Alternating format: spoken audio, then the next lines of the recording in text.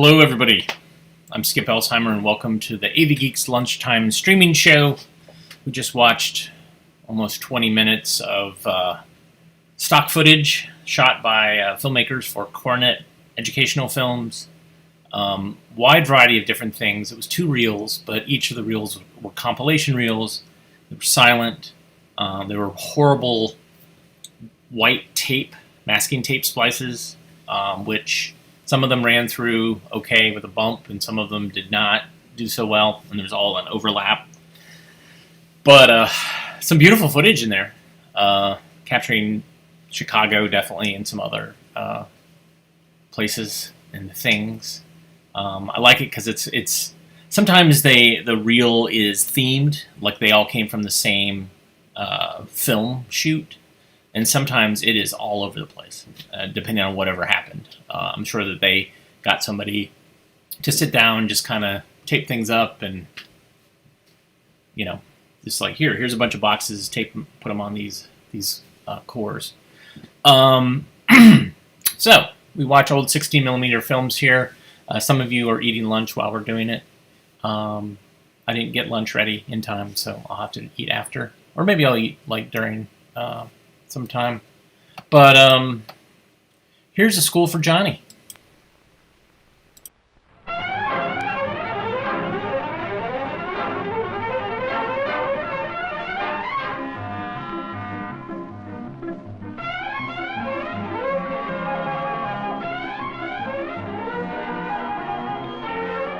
Pretty, isn't it?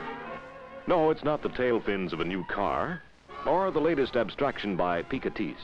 It is, for the purposes of this film at least, a symbol of America's future.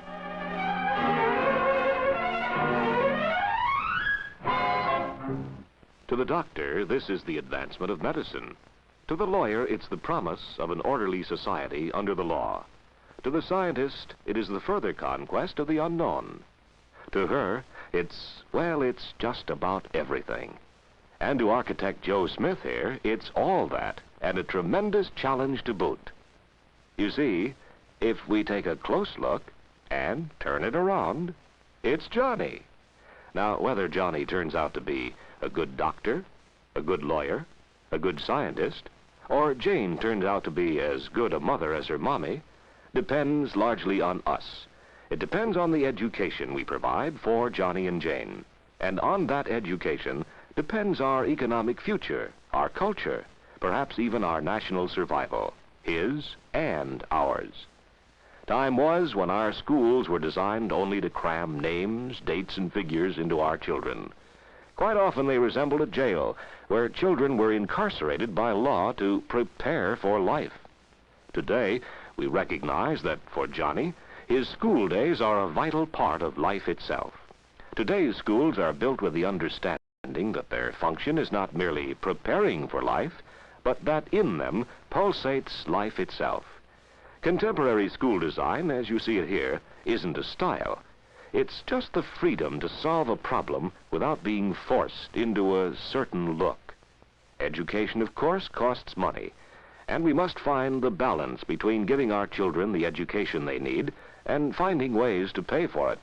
Actually, the school building costs only between 7 and 15% of the school tax. The national average is about 10%. But the way that dime is spent affects the value you get out of the whole dollar. That's where Joe Smith, your local architect, comes in. You see, Mr. Smith, your architect, must translate Johnny's educational needs into a building, into architecture.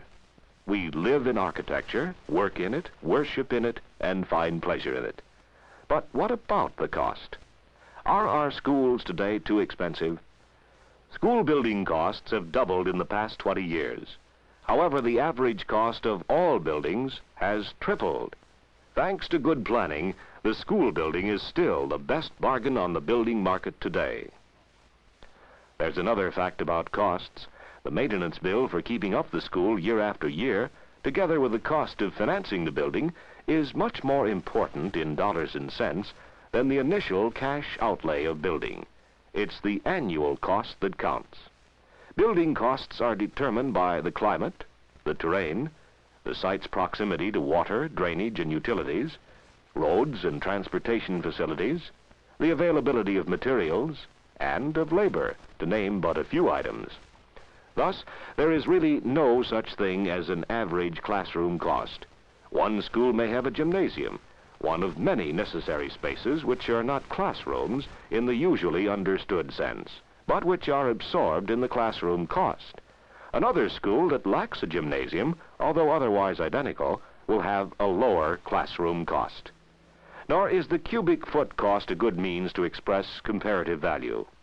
Cubic cost talks of cubic space inside a building. But look, School A may have a higher ceiling than School B, and therefore have more cubic feet inside. But School B, with fewer cubic feet, may cost more because it has a more expensive floor or more elaborate plumbing. It makes a little more sense to compare the cost of the square foot of floor space. But before you let any comparative figures impress you, be sure you fully understand what facilities you're buying and whether the cost includes such things as excavation, site costs, and heating, wiring, and plumbing. But remember most of all that a school that is built in sun-baked flatland in Florida, where oranges grow, will be different from the school that's built on a windy hilltop in Vermont, where apples grow. You can't rightly compare apples with oranges. Well, how then do we arrive at the cost of a good school building? Joe Smith is going to design a new school for the city. Let's see how he does it.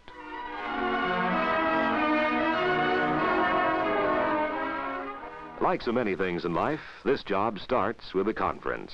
Mr. Smith, as you see, meets with the school superintendent, who explains his aims, needs, and budget. He brings in the school system supervisors, specialists in such subjects as mathematics, English, music, science, physical education, and home economics. Each explains what kind of equipment will be needed, how many children will be taught in each subject, what storage will be required, and many other things. Sometimes as many as 20 or 30 of these conferences are necessary. In the end, Architect Smith has a book full of information from which the school building program emerges. He now interprets these needs on paper in the form of preliminary drawings. For the science classroom, for example, a drawing is made which sets out the basic space and form and the type and size of equipment required. These characteristics will vary widely according to the type of teaching. For instance, will the students be taught mainly while sitting at their desks, or will most of the work be done standing up at the chalkboards? The answer to just this one question will affect the amount of wall space needed, the amount and size of wall boards, the amount of storage, what kind of equipment it will hold, and the type of seating to be provided. As Architect Smith translates his information into basic drawings, he makes a continuing check of costs. At the end of this stage, Smith has a stack of drawings. Together, they form a building plan. The next job is to merge the various units. Their relationship affects the size and shape of the building, how well it will function, and how much it will cost. Noisy functions, such as a woodworking shop, a music room, or a cafeteria, must be separated from functions requiring quiet, such as the study of science. Architect Smith must arrange his units so that the traffic flow is logical and simple. The older children must be separated from the smaller ones. See what I mean? We don't want an oversized Hubert to step on little Johnny. Yes, sir, more conferences. State and local agencies must be consulted on their regulations of such things as sanitation, ventilation, fire exits, ceiling heights, and lighting. Once he knows his building plan conforms to all regulations, Joe Smith studies the components carefully and estimates the cost of the overall job.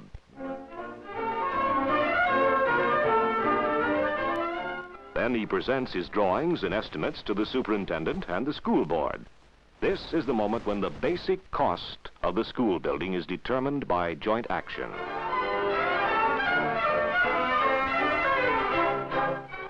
Back in his office, Architect Smith now calls his staff and consultants together. the specialists whose services are part of the architect's overhead to assure the best planned school for Johnny. The structural engineer advises on the type of structural frame which would be best for our building. The mechanical engineer advises on the heating, ventilating, and plumbing needed for the building in relation to the terrain, utility connections, and climate. The electrical engineer advises on the type of electrical wiring and the type and location of lights for each teaching space. From all these studies and recommendations, Joe Smith evaluates the information and makes the decisions to balance economy with quality, combine utility with beauty, and most of all, to create a sound environment for learning. Now, Smith and his draftsmen start on the working drawings. They also prepare specifications and bid forms. They make separate drawings of every minute item, down to the choice of coat hangers. Silly? Well, it won't do to install a coat hanger which Johnny could bend or break. Broken or lost coat hangers can cost the school system hundreds of dollars. From the finished drawings, blueprints are made. At the same time, Mr. Smith's office prepares a book of specifications. It describes the materials, equipment, installation procedures, and quality of workmanship for everything that goes into Johnny's new school. This book encourages wide competition among contractors bidding for the job. Competitive prices mean economy. Joe Smith, as the school board's agent, investigates the bidders to make sure they qualify, and the contract is awarded to the qualified low bidder. That is, this is what happens most of the time. Sometimes it isn't quite that simple. Will the previous estimates hold up? Have material and labor costs changed? Is the building market too busy to create heavy price competition?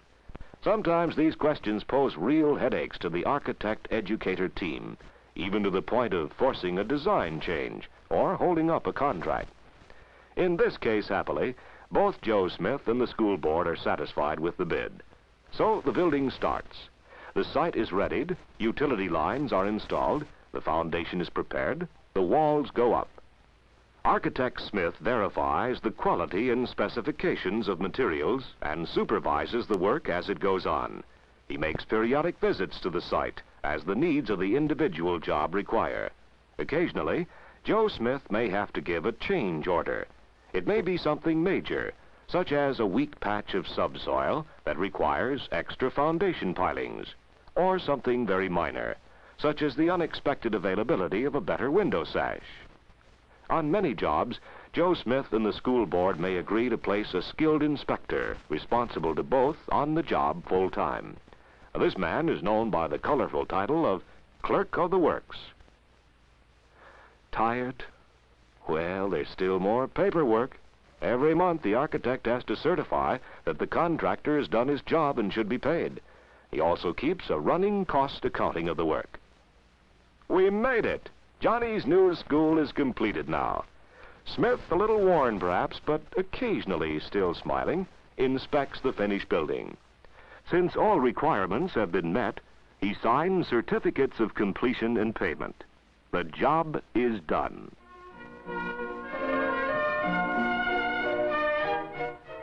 Building a school requires professional skill and teamwork. Yet even more than professional competence is needed. The solution of our school building problems, like all educational problems, requires the understanding and cooperation of the community. Such understanding will soon lead to the realization that schools can and must be planned in advance. Sound advance planning leads to greater economy and, yes, better community living. Advanced planning helps the architect make more careful design studies and saves money here, too. Oh, no, this isn't what we want today. Through participation in our school construction programs, parents and other citizens will soon find that beauty, utility, and economy are realized by avoiding the monuments and trappings of the past. They will learn that cheap schools don't pay, that schools must be soundly built of durable materials to last 40 years at least in order to save money on financing and maintenance. Yes, we build schools for them, for our children, people of today and citizens of tomorrow. These are the problems which Joe Smith and you face in designing the environment that forms an important part of Johnny's life, and thus all of our future.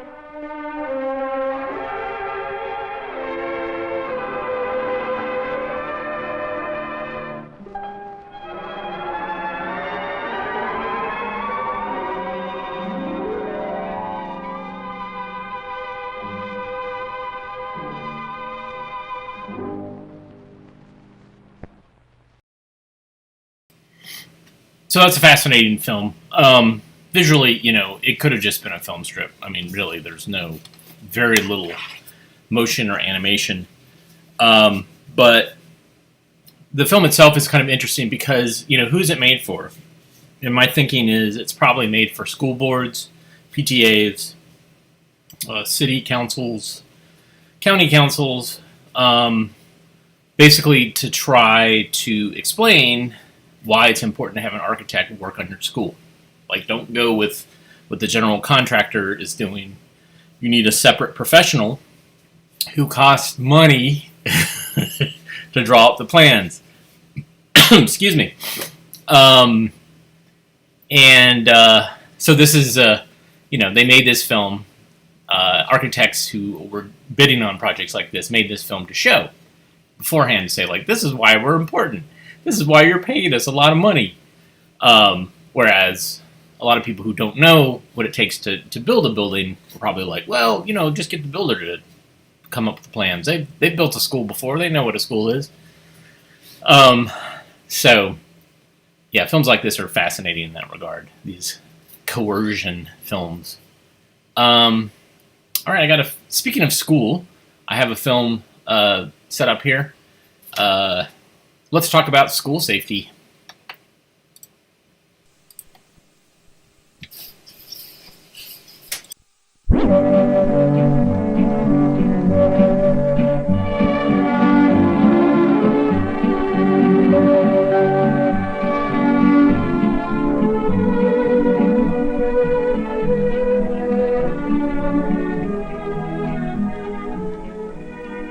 This is a story about safety.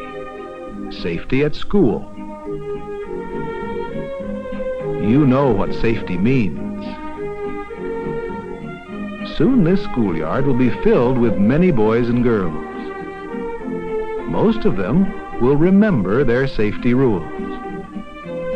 They will remember how to be safe at the drinking fountain.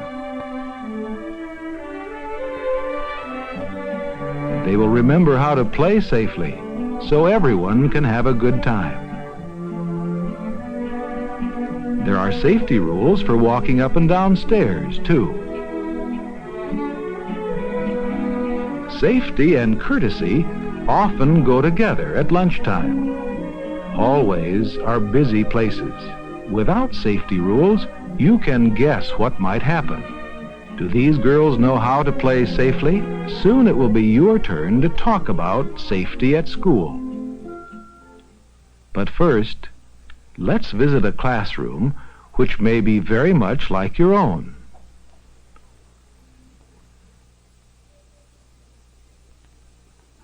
These boys and girls are enjoying a story together. The teacher is helping them learn how to read better.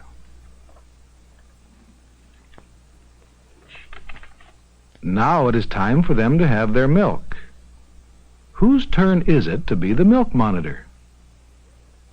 It's Bill and Jack's turn. They have been chosen to go to the cafeteria and bring the milk back.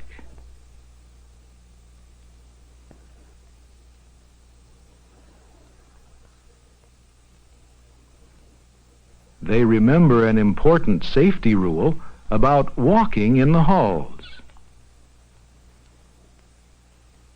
The milk is ready for them to pick up.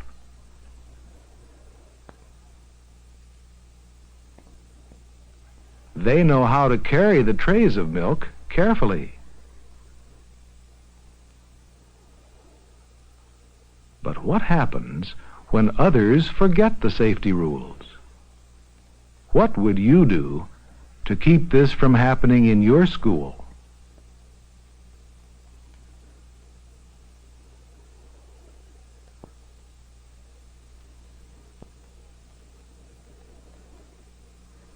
It is recess time. Lucille and her friends are having fun jumping rope. They know that when they take turns, everyone has a good time.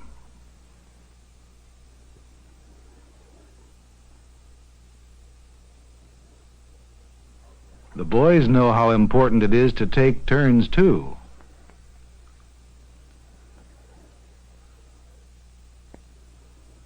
Good shot.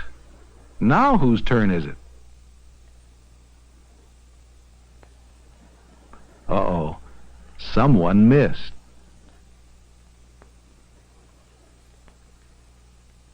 Now no one can play. What rules of safety and courtesy would you use?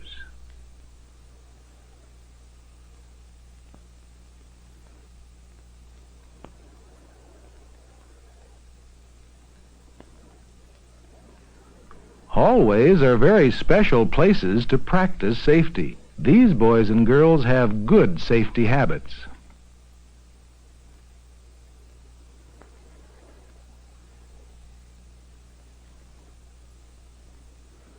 Hallway safety begins in the classroom.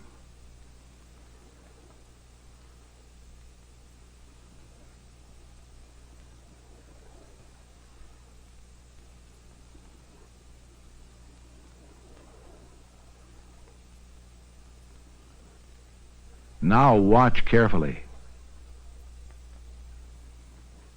What happens when we forget about safety and courtesy?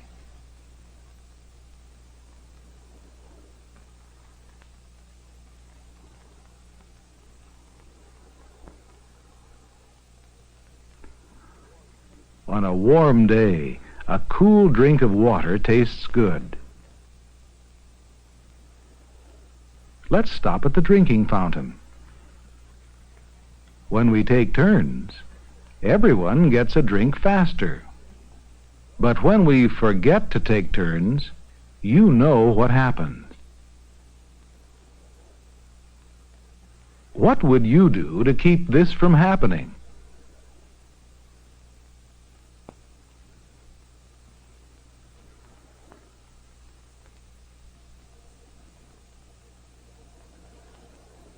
Benny and his friends seem to be enjoying a fine game of kickball. There is plenty of excitement, and each boy gets a turn.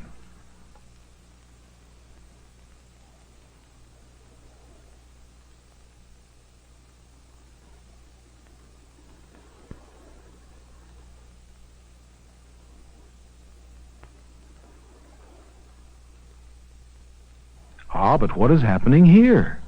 No one meant to kick the ball over the fence, but there it goes, out into the street.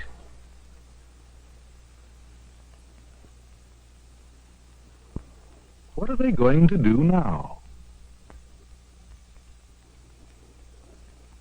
What would you do?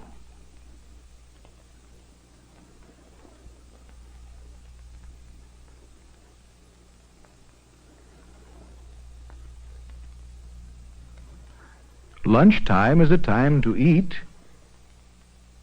and a time to talk with friends.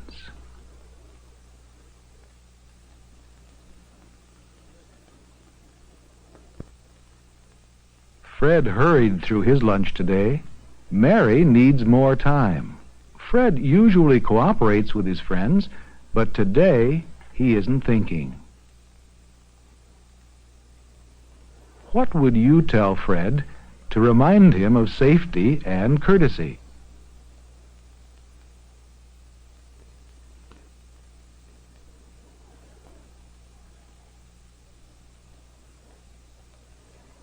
After lunch, the children at this school know just where they are supposed to play. Each group has its own play area.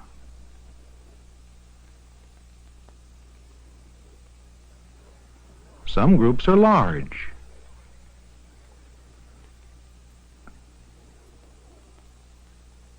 And some groups are small.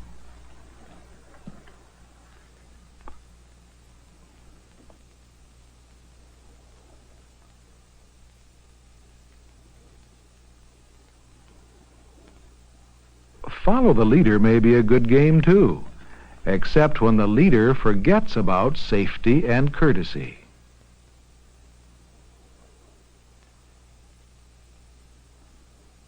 Now one group has spoiled the fun of the other group. Why do you think this happened?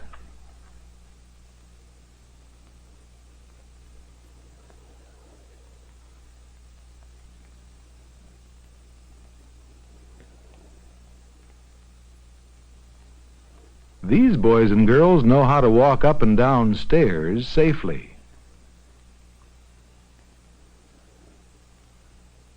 Can you tell what safety rules they are following?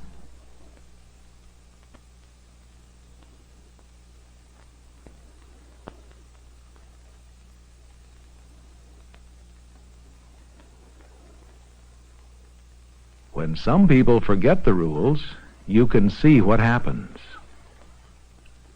What are some good ideas for stairway safety?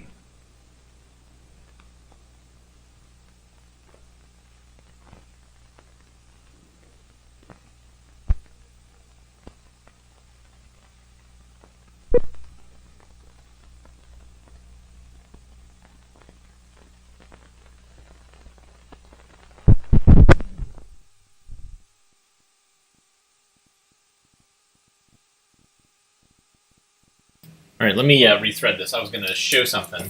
It just kind of ends. It's weird. So my take on this is that you don't turn off the speaker sound, because with some projectors, when you turn the sound on and off, there's a loud thump as the power gets to the speaker. All right, so I was going to show you every once in a while, let me switch here, you can actually get some good color out of a film.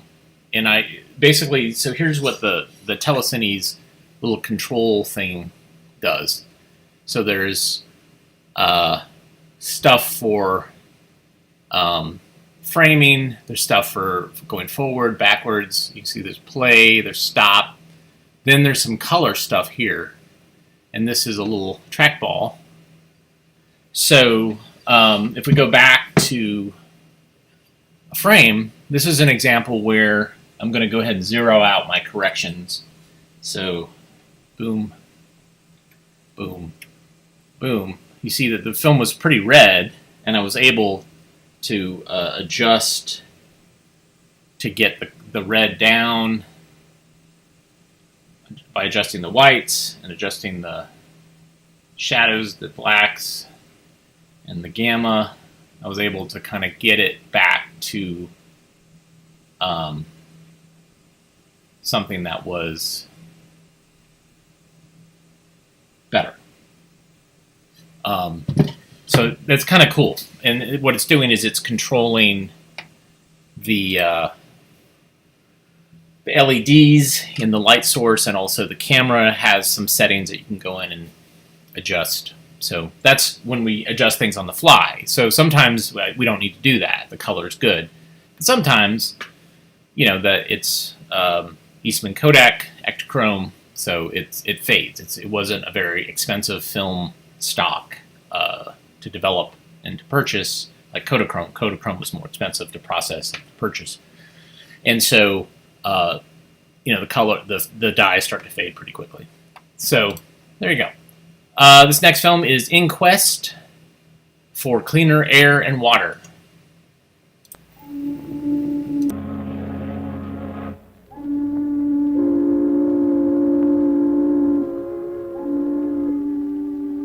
Pollution, fouling of the air we breathe and the water we use, is a subject of continuing concern to all of us.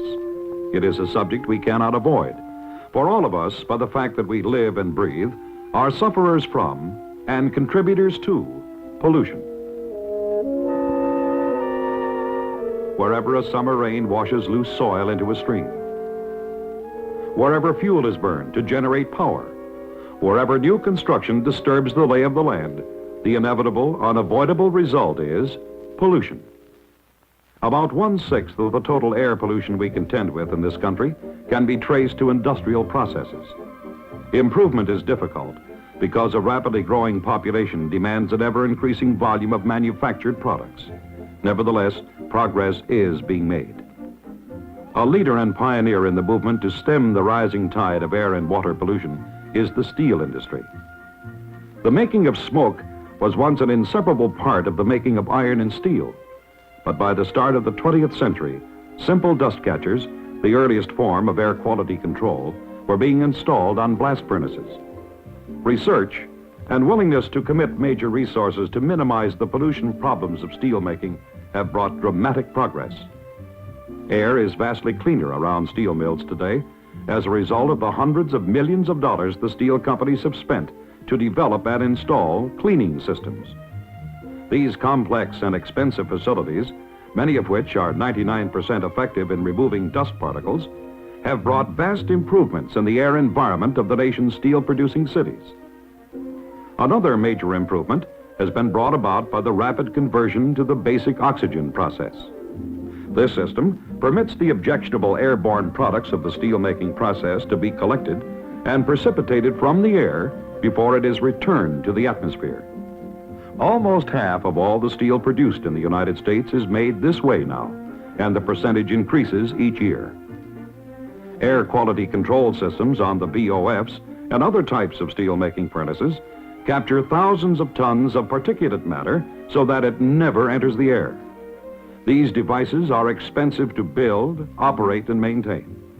They make no dollars and cents return on the investment, but they provide indisputable evidence that the steel industry is doing something effective about air pollution. Another basic raw material of steel making is water. For years now, since the 1930s, steel companies have been conducting research programs to develop the systems and equipment necessary to improve water quality. Large intake facilities are required to meet the water needs of a basic steel-producing plant. For every ton of finished steel produced, something like 20,000 gallons are needed for cleaning and cooling purposes. For example, mill scale, which forms on the surface of hot steel, is removed with high-pressure water.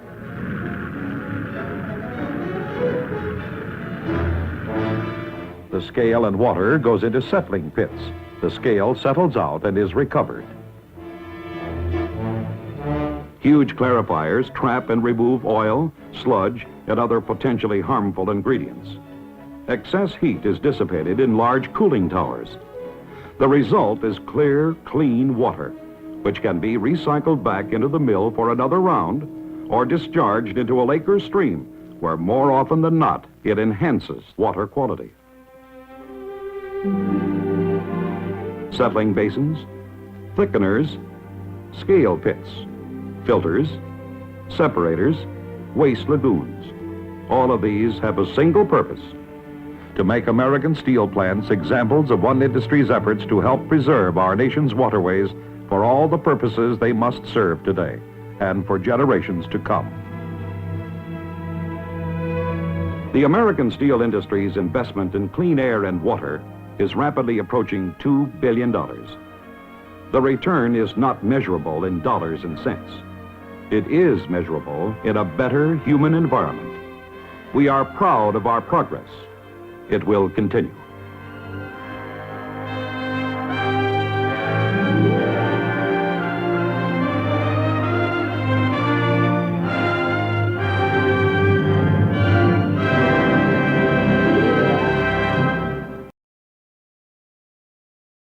Thank you, the American Institute, the steel industries, for all the work you've done to keep our water and air cleaner. This obviously was a puff piece created to say that, no, steel mills we're great. Look, we're paying attention. Was because they were being fined, of course, and getting in a lot of trouble. And, they did do a better job. But one of the things that a lot of industries lobbied very hard for was that CO2 was not added to the list of pollutants that they were scrubbing. that they said CO2 occur naturally and it wouldn't be a problem. So we saw how that bit us in the butt. All right. It's been a while, and I have more films from this series, the Inside Out series, and this is Lost is a Feeling. The following is from a national instructional television series. The series and related materials were developed and supported by 32 educational agencies, with additional support from Exxon Corporation.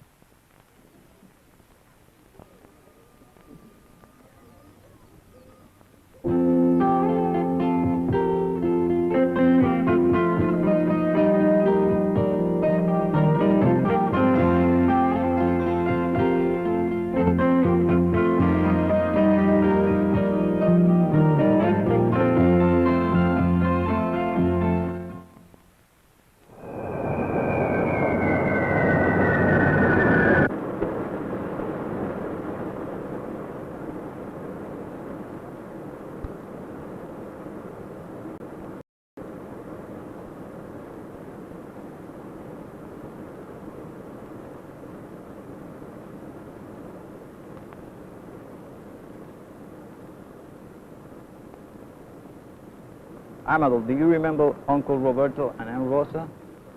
Well, they will meet you at the airport. Don't worry. Get off with the other people, and everything will be all right. We'll be there in a week. Uncle will find a place for us to live. You can help him. Remember, you must speak English if you want to learn it. Be a good boy. Yeah?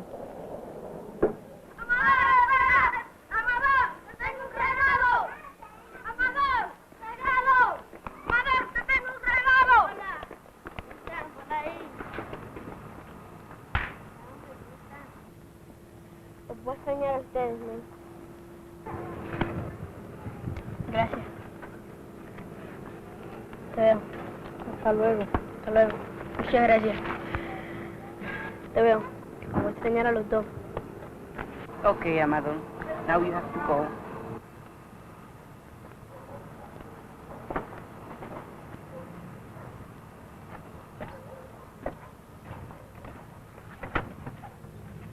Hasta luego, mami.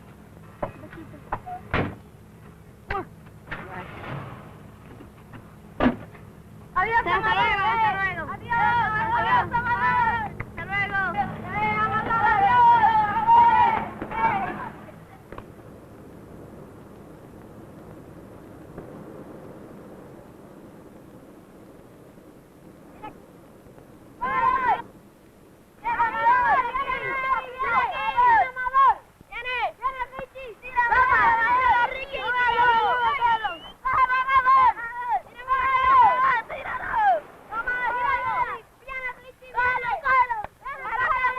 Ladies and gentlemen, may I have your attention, please? The no smoking sign has been turned on for landing. At this time, please extinguish your smoking material and bring your seat back and tray table to the upright position. All carry-on luggage should be placed under your seat. Thank you. Damas y caballeros, estaremos aterrizando en unos minutos y el aviso de no fumar ha sido encendido. Por favor, obsérvenlo también al regreso.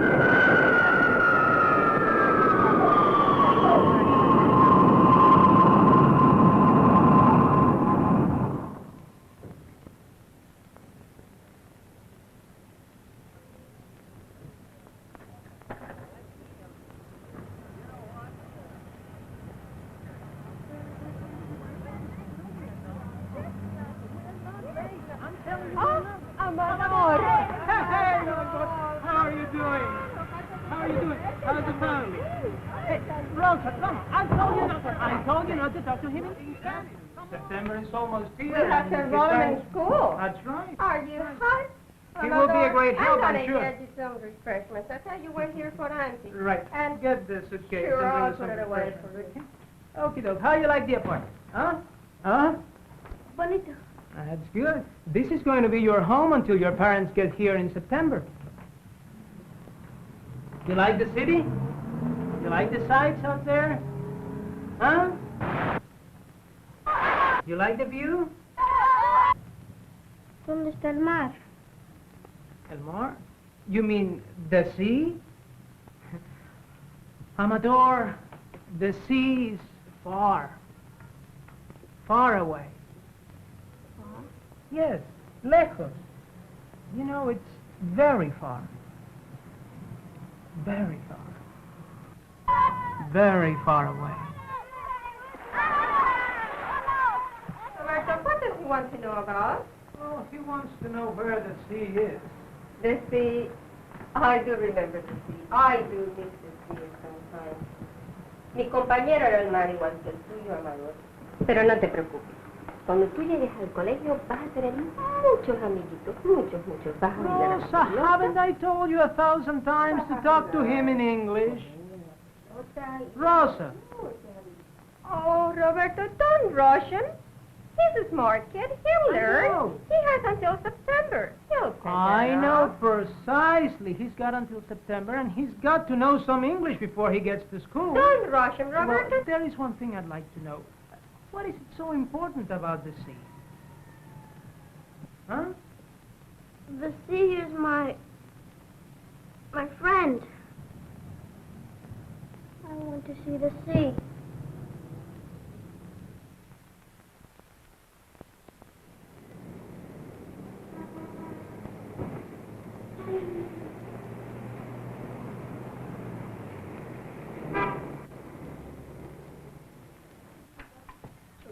Amador? Are you still looking out the window? You've wasted the last 3 weeks looking out the window. Now, tell me, where is your Aunt Rosa? Voy a buscar la comida. In English, Amador, in English. She go get the food. That English is pretty good. No, dear. People talk too fast and I can't understand. You soon will. Okay, I've got something for you that will make you really happy. Open it up and see if you like it. Oh, tío, un guante. That's right. Qué bueno. And it's all yours. Now, I'll tell you what I want you to do. Okay? You know where the playground is, right? I just saw some kids playing baseball down there, and I think you should go there and join them. Ve y juega con ellos.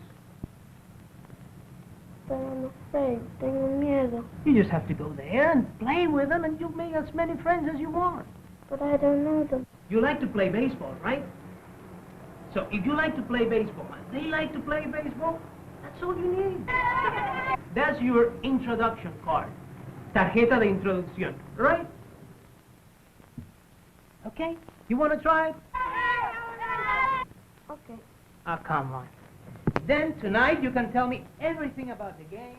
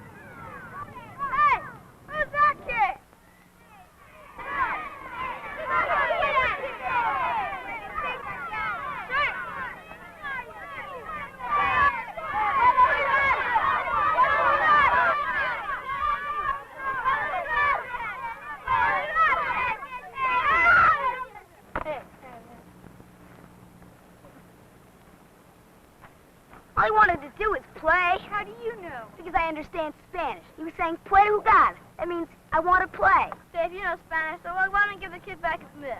All right, I will. Hey, wait for me. Let's go play ball.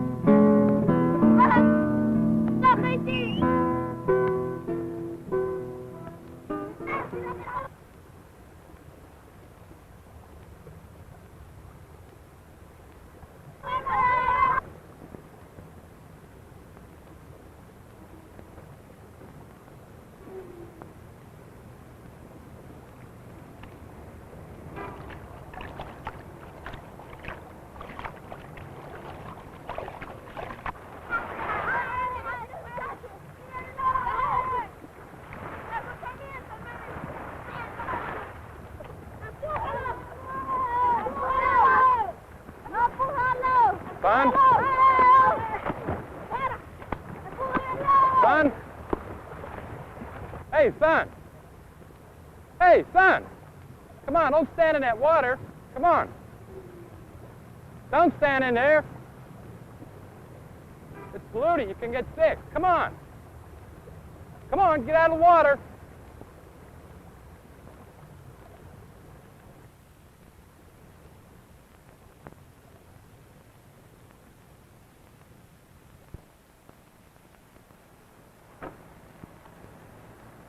He's all over the place. I can't see him anywhere. Gosh, why don't you just keep the dumb mitt? I can't keep this mitt. It's new. You probably just got it. Well, I guess you're right. Hey, isn't that him over there? Yeah, that's him. Hey, we got your mitt. That's hey, we got your mitt. Yeah.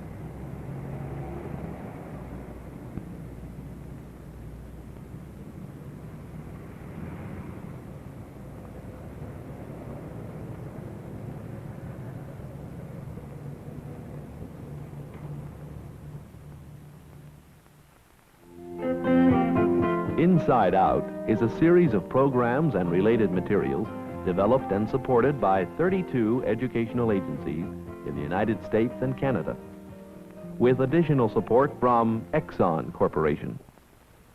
This program was produced by WNVT, Northern Virginia Educational Television, under the supervision of NIT, National Instructional Television. I love these open-ended inside outs. I love any of the films that are open-ended that are left you with you trying to discuss afterwards and reconcile what's going on and how it will play out. This one was particularly good because it capitalizes on, it brought up all these memories that I had with meeting a group of new kids. Like, and the worst possible thing that happened was you're trying to fit in, and then suddenly all these kids come towards you, and you don't know what they're saying, and they seem hostile, and